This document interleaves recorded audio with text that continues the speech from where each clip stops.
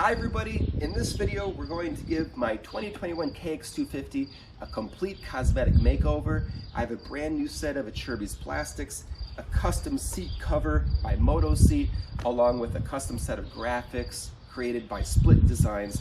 Let's put it all together and see what it looks like. The seat cover on the bike is actually in really good condition. However, the green and gray color combo isn't going to create the look I'm going for, especially once the new plastics and graphics are on the bike. The stock plastics are in good condition, so once they're removed, they'll be stored and probably placed back on the bike if and when I ever go to sell it.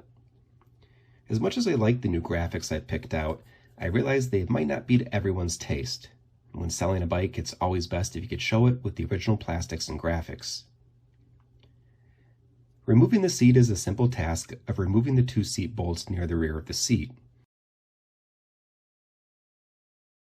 Once those are out, just push firmly down on the top middle area of the seat and slide it backwards. The seat cover, it's held in place with a bunch of staples, so it's really just a matter of removing those and peeling off the seat cover. A few tools like a flat blade screwdriver, something round and pointy, and a pair of pliers will make the job easier. I just use the pointy tool to pry up a corner of each staple just enough so it's easy to grab with the pliers.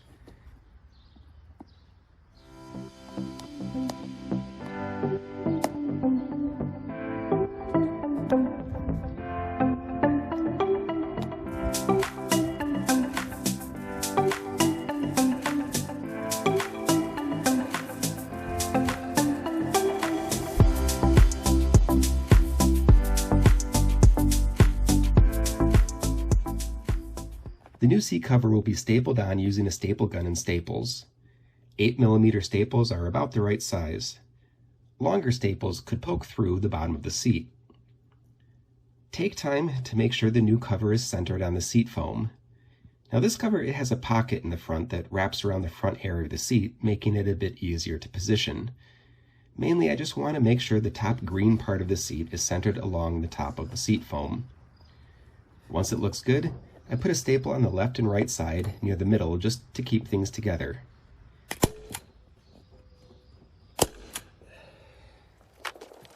Next, I start stapling, starting in the front and working my way back, doing a few staples on each side and constantly checking to see if it's staying straight. It can be a bit tricky because you have to pull the seat cover tight with one hand while stapling with the other. Now the job's easier if you have some help or if you're an octopus.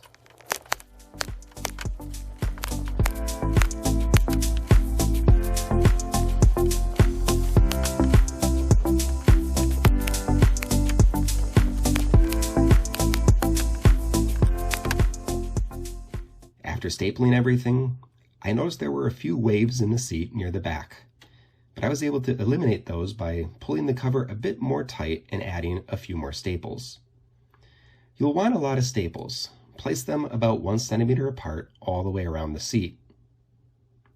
Now here's the newly wrapped seat on the bike with its original plastics. I think it's looking better already.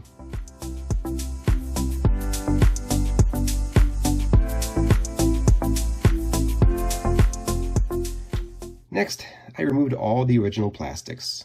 Everything is just bolted into place, so we're going to fly through all of this with time-lapse.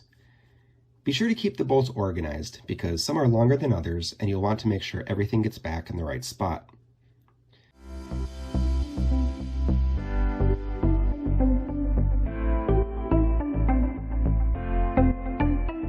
I struggled for a few extra moments with the rear fender until I realized there was a bolt on top of it holding it to the frame. None of my other bikes have a bolt there, so I didn't know to look. After all the old plastics are off, it's time to put the new plastics on.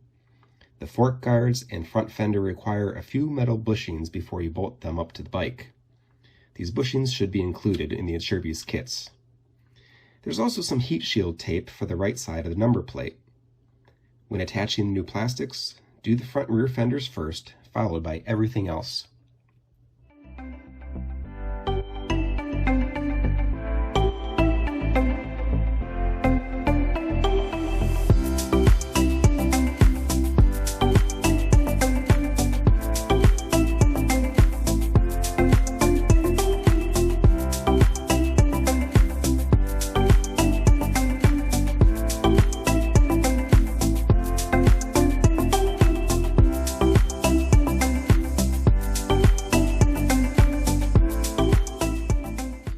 Before applying the graphics, give the new plastics a quick rub down using a clean rag and some contact cleaner to remove any grease, oil, dirt, and dust that may have gotten onto the plastics. On most bikes, the graphics for the shrouds and side number plates will be the trickiest because of the large size, the curve of the pieces, and the number of bolt holes that you'll need to work around. I like to peel off just a corner of the graphic, get it centered in one corner or over one bolt hole on the shroud, and then slowly press it into place and rub it down from one side to the other. Always work in one direction to prevent air bubbles forming under the plastic. If you don't get it right the first stick, you could usually peel it up a few times and reposition it. Now, temperature can make a big difference in how easy this job is. 65 to 75 degrees is a good temperature to do this project.